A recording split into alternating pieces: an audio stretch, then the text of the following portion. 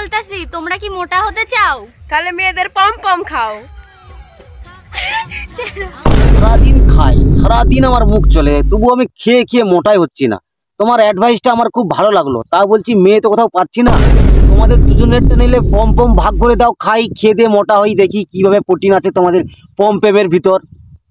তাছাড়া তোমাদের পমপমগুলো দেখছি অনেক বুড়ো, তা ওই পমপমে বাতাস ভরা আছে না ওই ন্যাগড়া গুজে রেখে দিয়েছো গেজির ভিতরে ফুলে থাকার জন্য? না, তোমাদের পমপম আমি খাবো না, তোমাদের পমপমে ভেজাল আছে।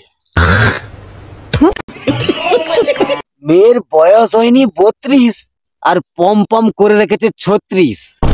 বলছি, তোরা মেয়ে হয়ে তোদের লজ্জা নেই এরকম ভিডিও করতে? বলছি শুধরি যা, ঠিক আছে? না হলে এমন ভাবে আরো কড়া ভাবে রোস্ট করবো, দিনের বেলা চাঁদ দেখবি আর রাতের বেলা সূর্য দেখবি।